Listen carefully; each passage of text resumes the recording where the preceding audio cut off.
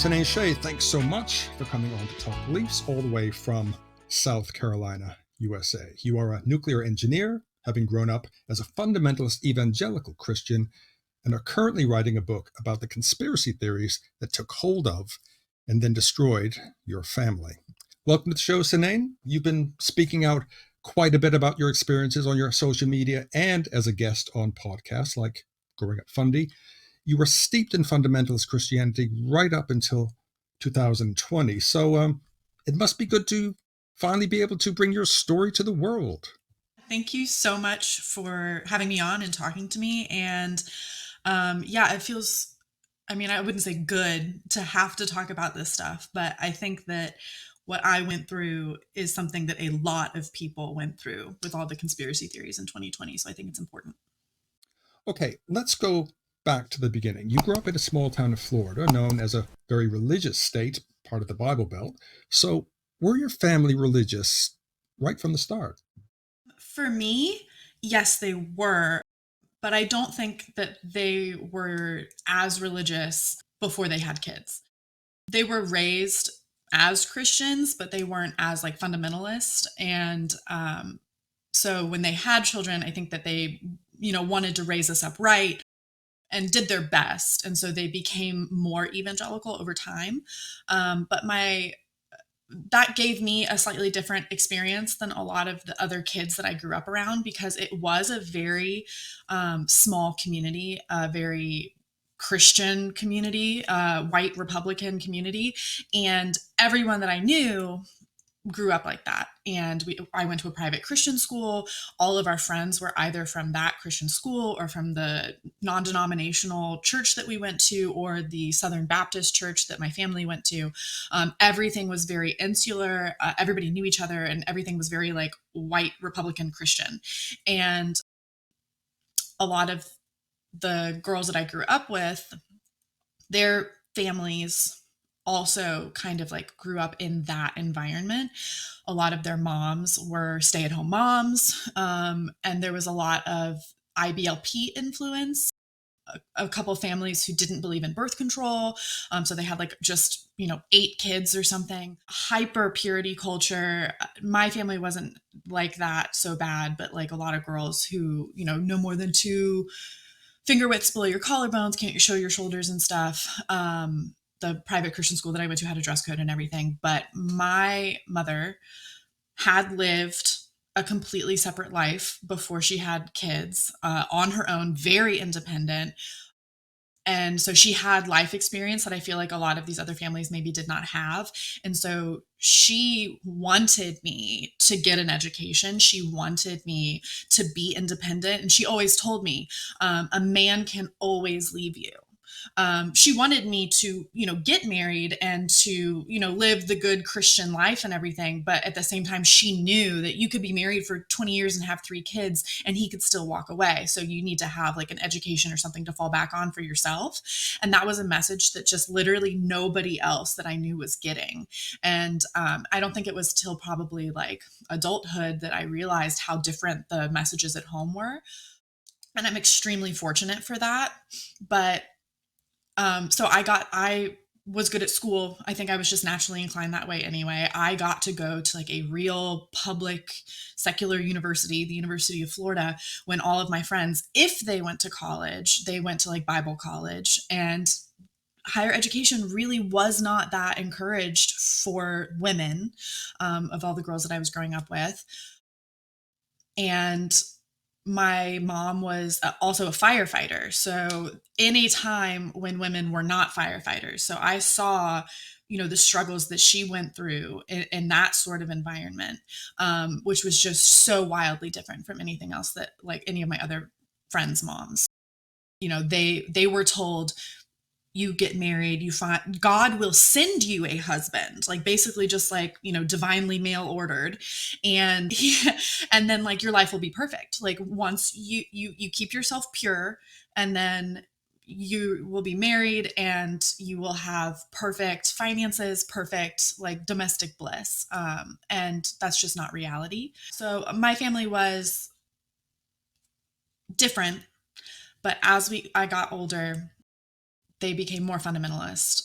When we were little, we did Halloween. As we got older into middle and high school, they started to say maybe we shouldn't be doing dressing up for Halloween. When, Harry Potter was the devil. A lot more politically driven for my family, I think, like very much like the end times are coming, and like looking at the political environment as proof of that. Stuff that's going on in Israel, or once we got up to the Trump and Biden elections and stuff, but very much like Obama's the Antichrist and end times are coming, and things just got a lot more extreme as I got older.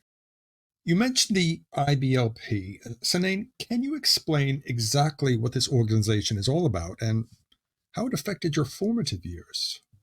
Yeah. So for anybody who doesn't know, the Amazon Prime documentary Shiny Happy People does an excellent job of explaining the IBLP cult. But it had like a very pervasive influence on my childhood. And it was very strange because, like I said, my family was like 1 foot in, 1 foot out. My family was not in IBLP. And so I wasn't like maybe directly affected by this, but I saw it. So IBLP is the Institute in Basic Life Principles, and it is a cult, and a fundamentalist evangelical cult that was started by Reverend Bill Gothard.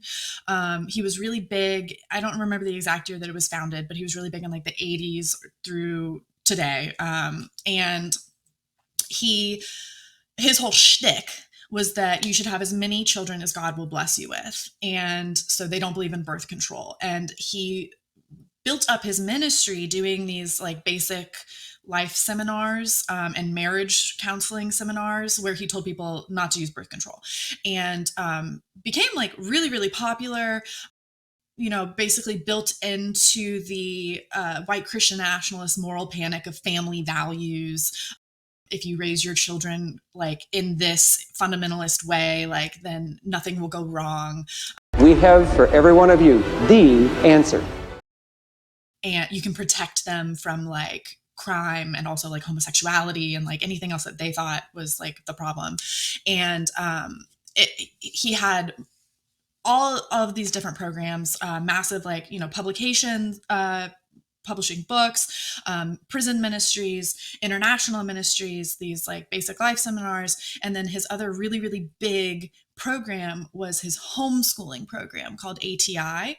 The Christian homeschooling, environment really, I think, exploded in the 80s and 90s, partially to do with like the satanic panic and the idea that like public education is going to brainwash your children or indoctrinate your children, which is something that we're really dealing with today. And so he published his ATI homeschooling program, and it's unhinged. Okay. I didn't have ATI. I didn't live through this, but all of my friends were using it. All of my friends were going to summer camps that were related to IBLP, where the girls would learn how to cook and clean and sew, and you had to wear floor length skirts. And and the big thing for this is the Duggar family. So 19 Kids and Counting. For, if you don't know what IBLP is, you've probably heard of 19 Kids and Counting. The Duggar family, which is why they had infinite children, is because of their connection to Bill Gothard and IBLP. And would you say it's the same as the Quiverful movement? Yes, is it the same? Yeah, there were a bunch of different movements, like in, I want to say especially the 90s, that were very similar to this. So you had the Quiverful movement, and I think the Duggars talk about Quiverful, like they use that word. The Bill Gothard, his own ideology was the same thing. There was also like a stay-at-home daughters movement, like SAHD, which was that like girls should live with their parents until they move in with their husband. And like I knew girls who did like that growing up. Like they refused to move out on their own because they thought that it was essentially like immoral for them not to be under a man, their father or their husband. It sounds like, okay, it's a religious belief, like whatever, but like completely unsurprisingly led to massive amounts of abuse and these imbalanced power structures. The Duggar family, obviously, their oldest son was caught up in a child pornography and like multiple cheating scandals, and he's in prison now for that. And Bill Gothard in, I want to say 2014, 2015, it was discovered that he was also sexually harassing and molesting, and also there are allegations of actual rape of young girls, underage girls, and young women who were under his control, that he had like complete control over. So it was an honest to goodness cult, and their extreme version of purity culture was what I saw kind of trickle down into my life, because the mothers who had the Bill Gothard sermon VHS tapes, and who these girls who were being sent to IBLP summer camps and stuff, they were also the parents who were running our Bible studies and our summer camps and teaching in our schools, and all of this. So like there was a kind of a secondhand IBLP experience for me growing up, but very, very toxic and dangerous. And the Shiny Happy People documentary does a really good job of explaining that further. So for me, I got to go to a real school. Like I got to go to the University of Florida. When I did that, my absolute best friend, we'll call her Kathy, she went to teach English in Taiwan through an IBLP program. And she lived there for several years in kind of like this, like a group living situation where they had, kind of fundamentalist rules for dressing and like activities and things. And a bunch of other girls that I knew went and did that same program, like went to Taiwan to teach English. Some of them did it for like 1 year. Some of them did it for like maybe 3 or 4 years. So while I was getting my degree in nuclear engineering, a lot of my friends were over there doing that. And we didn't realize that all of this stuff was really a cult, and like really the criminal allegations didn't come out until basically the end of my undergrad experience. But I got to go to UF. And at this time, I was old enough through high school and college to kind of start seeing that some of this stuff was messed up. I was still fully indoctrinated. I was still very much like a white Christian nationalist, fundamentalist, evangelical. I was bought in like 100%, like believed in the goodness of purity culture and all of this. But some of the fringe beliefs started to be like, there's something wrong with that. Okay, that's a little bit off. And for the most part, I just kind of thought that like, oh, especially with politics, because I was completely uninformed. I never got into politics or knew anything about politics up until the pandemic. I assumed that my parents and my pastors and these elders and these people that I really trusted just knew more than I did. They just knew better than I did. Or they're old people, they're boomers. Like if they believe a crazy thing, like it's not a big deal. Like it's not important. And so that's kind of like how I got up to 2020. But there were definitely points where I did at least recognize that that's wrong. And I really should have realized that they were a lot more wrong, because like I knew one family who had a legitimate apocalypse bunker, like an under the ground bunker.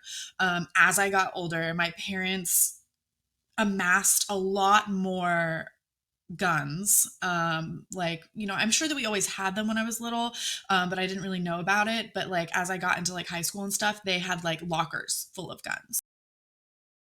It was as your parents got older that they began to take an interest in conspiracy theories. So talk about that. When Obama was the president, that's when I really kind of first had some questions, because they were very racist about the whole thing. He was a secret Muslim. He was infiltrating the government from the highest level in order to like undermine our Judeo-Christian values. I had started my job at this point. I went through like a training program, and I was just graduating that. My parents came to visit for like that ceremony, and it was the weekend that Obama was giving the White House to Trump. And I worked for the Navy, and I lived in an apartment complex that like shared a stairwell with a guy who was in the Navy, like an officer who was also in my program. And my parents are old people. They love to talk to strangers. And so they like corner this poor kid. He's like 22 years old or something, like in the stairwell. And they're just like chit-chatting, and I'm happy to let them do that. And then all of the sudden, my mom just out of nowhere, and I had never heard this before, so I was not expecting it. My mom asks this 22-year-old naval officer when not if, Obama declares himself to be the Muslim king of the United States, and refuses to relinquish power over to Trump.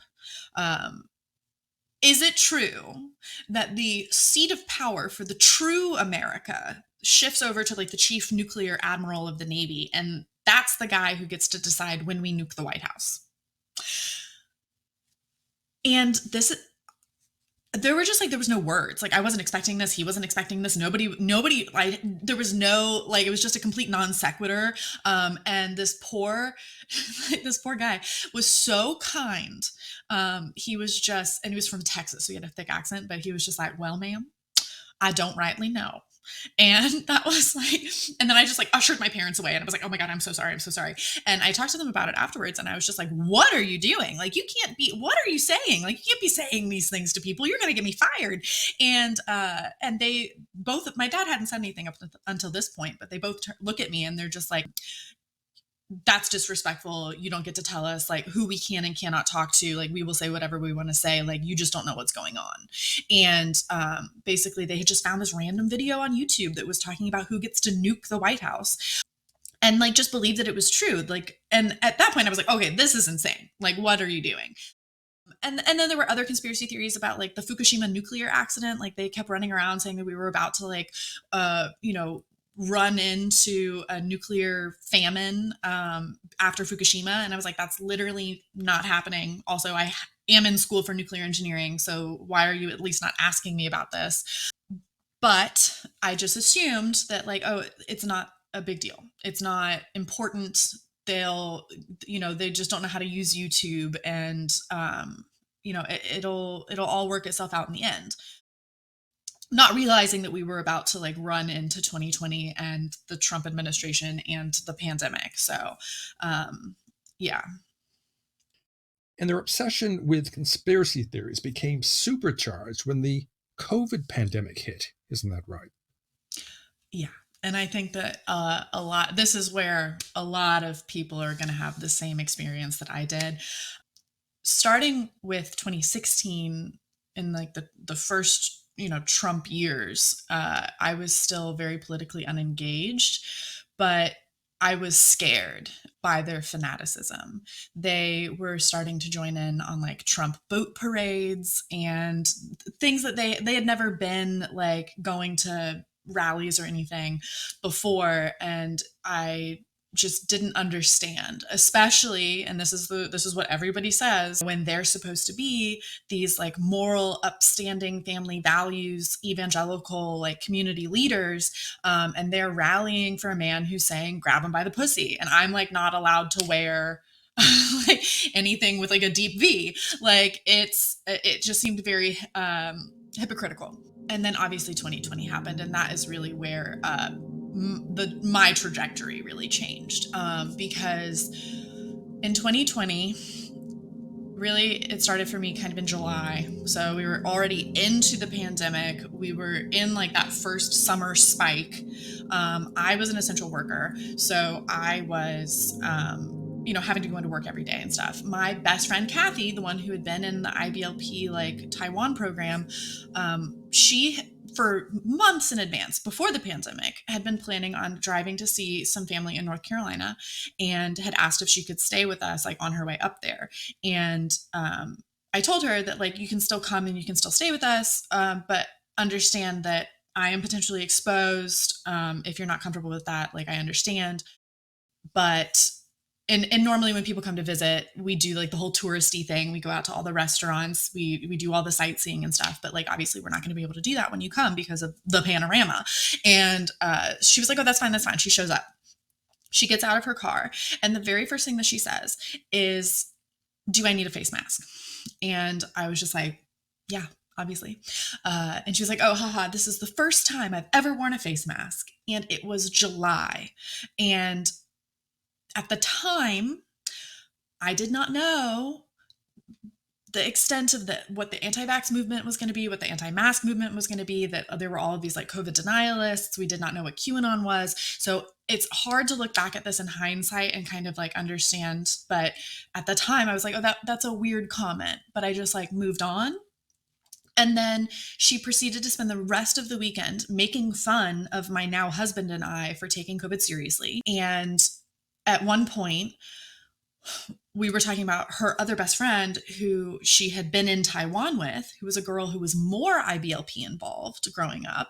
I had met her once. We were Instagram friends, and she had been posting all of these crazy things on Instagram, talking about how face masks were child abuse and like a form of slavery, and how like there was a communist wave that was about to overtake the United States, and how like these were end times, like Jesus is coming back any second now, and like someone like, you know, maybe it's Biden, maybe it's Hillary, maybe it's George Soros, but like someone is the Antichrist, you know?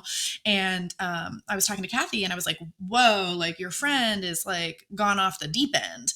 And because at the time I had no idea what any of that meant. And Kathy was just like not bothered by it. She was like, she just kind of brushed it off. And, you know, at one point she made the comment like, oh, you don't believe in any conspiracy theories? And I was like, I don't know how to answer that. Like, what conspiracy theories do you want me to believe? Was there a second shooter for JFK? Like, maybe, I don't know what. And I was like, wear a face mask. And so she leaves. It was a weird weekend. And then like the very next day, she sends me a voice message that literally changed my life, not for the better, because she sent me a voice message that said like, oh, because we've been talking about conspiracy theories and stuff, I thought you might think this is interesting. My best friend from this church that she goes to back in our hometown, and it's a small town, I know multiple families who go to this church. She's like, my best friend who goes to this church in my hometown told me that when the vaccines come out, because this was before the vaccines will be full of secret metal, and that the metal in your blood is going to interact with 5G radiation in order to either control your mind and make you vote Democrat or kill you. She wasn't sure which one. And at the time, this was the craziest thing that I'd ever heard in my entire life. Literally the most unhinged, like lunatic nonsense that I'd ever heard in my entire life. And at first I didn't believe her. I was just like, oh yeah, like your friend found this weird thing on the internet and she just thinks that it's like funny or whatever. And Kathy was like, no, she believes this. And I lost it. And I was just like, you need to, this is a text conversation. I'm just like, you need to reconsider all of your life choices for tolerating the existence of this person, let alone being friends with them. And if anybody that you know other than me says the word radiation to you, you need to slap them and walk away. Again, nuclear engineer. And I called her friend a smooth brain.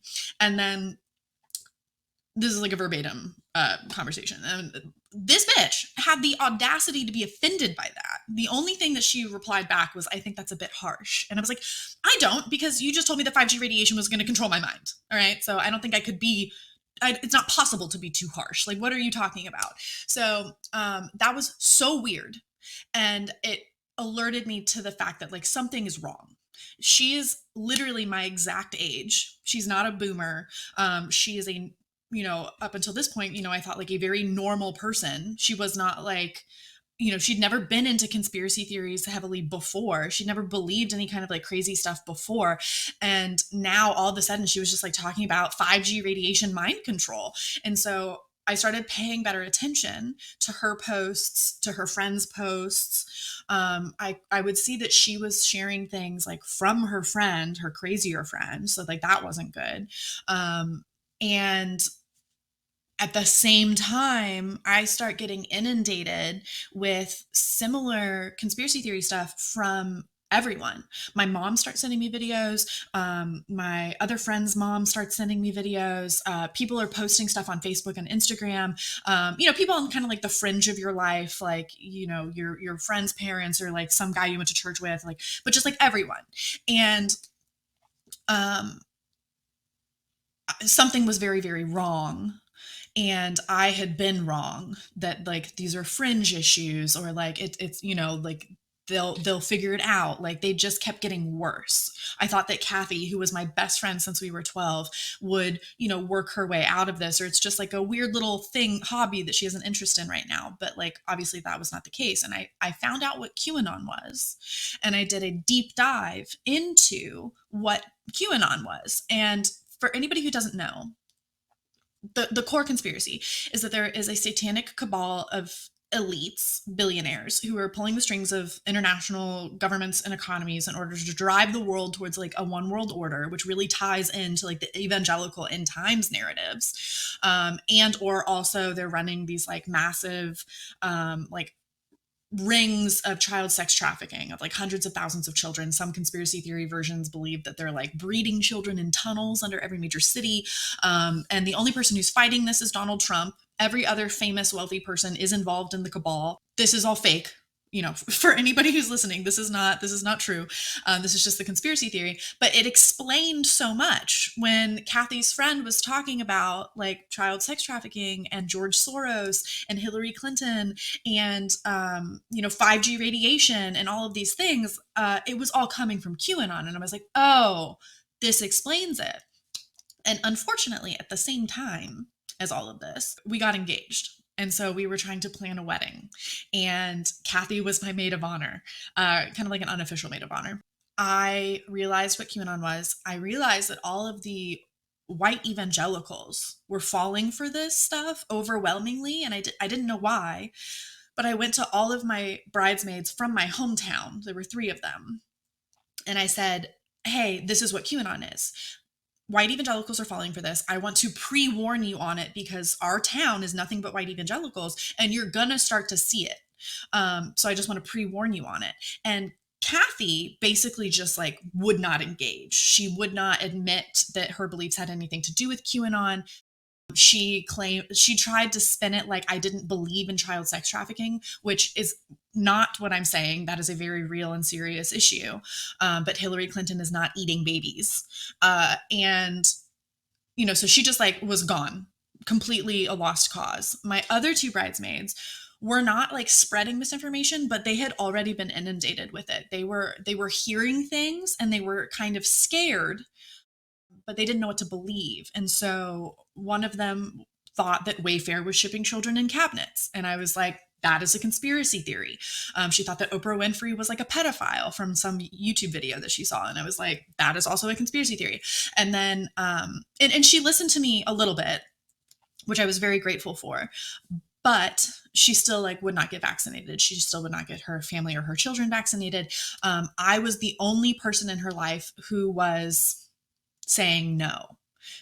Her mother-in-law is the one who told her that Wayfair was shipping children. Every other person in her life was saying, these are end times. George Soros is running a satanic cabal and Wayfair is shipping children. So it was just too much for one person to counter kind of as an influence. And then my other bridesmaid, I went to her with the same thing and she was like, oh, I already know all about this. And she didn't believe any of it, but she was like, yeah, my aunt, who's a woman that I have known my entire life, my aunt went hardcore QAnon, like would not come out of her office, would not get off of her computer because she was so obsessed with doing her own research. She told my bridesmaid that all of the hurricanes that hit Florida in 2020, and it's Florida, so there's always hurricanes, were man-made by Jewish space lasers with the intent of sinking the state of Florida because DeSantis had given them too much freedom. And I was like, that's the most insane thing that I've ever heard in my entire life. And I had just barely scratched the surface of like talking to people and immediately found the most feral anti-Semitism talking about Jewish space lasers. So it was, and while I'm trying to like plan the wedding and you're very involved with family and things, and I'm also trying to like understand where all of these beliefs are coming from and like why they're believing them and like nobody's listening to me, it was very confusing. And, my parents were less on like the QAnon child sex trafficking conspiracy theories, but my family was very much into the COVID denialist anti-vax conspiracy theories. So they were stockpiling hydroxychloroquine and vitamin D. My dad is over 65 years old. He is a cancer survivor and he has 1 lung. So he was the definition of high risk and they were not going to get vaccinated. They were stockpiling hydroxychloroquine, which for anybody who doesn't know, has been completely debunked as like not being effective for COVID treatment at all. They were listening to people like Judy Mikovits, who was in the Plandemic documentary, which was a huge like conspiracy theory thing. And then Dr. Simone Gold from from the America's Frontline Doctors Association. Like that was the conspiracy theory group that was pushing hydroxychloroquine. So she was sending me videos from those people. They were not taking the pandemic seriously. I went to my brother because I was like, he's my age. I need help. We need to, talk to our parents about taking this seriously. And he told me that we should just let the weak die. And that the CDC was lying about the death numbers and that it was like all made up. And I was like, that is like literally the most evil thing that I have ever heard somebody say to my face. Like, how dare you? So that didn't go well. And then we had to have the wedding, and we got very, very lucky because we weren't sure that we were going to get to have the wedding or have a wedding in person. But we timed it so it was exactly at the lowest point of Delta before Omicron took off. So we thought that the pandemic was going away. At the time, we thought the vaccines were like 98% effective. The wedding was all outdoors. So we did have the wedding, but I told my parents they were the only people who were going to be there who were over 30 years old. And my dad is like extremely high risk. And I was like, I cannot in good conscience have the wedding unless you guys are at least vaccinated. We're not mandating it for everybody because like 98% of the guests are going to do it on their own anyway. But like, I need my parents to be vaccinated. And my mom told me to just cancel the wedding rather than her get the shot. And fortunately, my dad spent 3 days talking her into getting the vaccine so that we could actually have the wedding. So it was, instead of like worrying about like the color of the spoons and like how we're going to fold the napkins and like, all the typical like wedding drama, I'm just worried that somebody is going to start talking about Jewish space lasers to the in-laws who are like normal people. So it was extremely confusing and extremely stressful. And then now I can look back and I know what was going on, but at the time I was still gathering information. I was still learning about QAnon like in real time and like not being able to effectively counter, the beliefs that people were having. And I had to uninvite Kathy from the wedding. I had to just tell her not to show up because she refused to have any kind of meaningful conversation. And like a month or two after the wedding, I just tried to push through the wedding. Don't burn down every bridge with everybody that I know. I just must not understand what's going on. It can't possibly be this bad. I should trying not to overreact. Like, don't lose your shit entirely. And then immediately after the wedding, like after I'd kind of like pushed through all of that, I was just like, oh no, something is very wrong. I am right. This is deeply, deeply problematic. And it was literally Christmas Eve because we got married in October. And then that like 2 months later, I had a physical snap because two completely independent people, somebody from my undergrad and somebody that I work with and they knew that I knew about QAnon, messaged me literally almost the exact same message. They don't know each other. Within a day of each other. It was like, the 23rd and the 24th, Christmas Eve and the day before. I'm home for Christmas. My dad is saying some crazy QAnon stuff. What do I do? And I didn't have an answer. I was like, I have been fighting this for like the last 2 years with my family. I have not made any really significant progress with anybody. And basically like, you're screwed. And I am so sorry. And it just felt so supremely unfair that now other people that I, love and respect were having to deal with the same stuff that I had been living through. It just felt so unfair. And I know that I knew that it wasn't just a problem with my parents or just a problem with like my town. Like I knew it was bigger than that, but this like really made it sink in that like this is everywhere. Physical snap. And they believe these things because they are Christians, because they're evangelicals. So for me, it was, as a completely faithful, indoctrinated evangelical, this was the moment where I was like, there's something wrong with the faith. There's something wrong with the ideology that I was raised in. And so that launched me on basically at least about a year before I kind of felt like I could have my legs under me again, of just like immense, like a ton of reading. I initially did not know that there were other people like me, that there was a word deconstruction, or there was a word like exvangelical. And it was really people on TikTok who actually like first kind of gave me that language. And then once I had that language, I was able to find books and resources. So what I found that was the most helpful was talking about cult psychology in relation to conspiracy theories. A lot of people are talking about the conspiracy theories, and even in connection to white Christian nationalism. You have books like Preparing for War by Bradley Onishi. You have all of the Andrew Whitehead and Samuel L. Perry books with like the sociological statistics on what white Christian nationalism is. But nobody was really talking about the why behind them believing in these conspiracy theories and the emotional toll that this has taken on so many people who lost their parents to, or not even just their parents, their siblings, their aunts, their uncles, their best friends. I lost a lot of people, and to these crazy beliefs, and how traumatizing that is, and like how emotionally like traumatic that is. And what I found was, people want to call white Christian nationalism a cult, or they want to call evangelicalism a cult. And that language isn't really sufficient. So when you're talking about IBLP, like that falls under more of the typical definition of a destructive cult, like what Dr. Robert J. Lifton and Dr. Yanya Lalich, Dr. Margaret Singer, what these people, how they define a traditional destructive cult is a charismatic leader, a transcendent belief system, a system of influence, and a system of control. And this is what you think of when you think of like Jonestown or the Manson family, these horrible stories where you have mass suicide or mass murder, that sort of thing. And IBLP had that central charismatic figure of Bill Gothard. And so that kind of fits the definition a little bit better. But when you're talking about QAnon, and when you're talking about just like white Christian nationalism, there isn't really that central charismatic figure, and it doesn't really quite work the same way.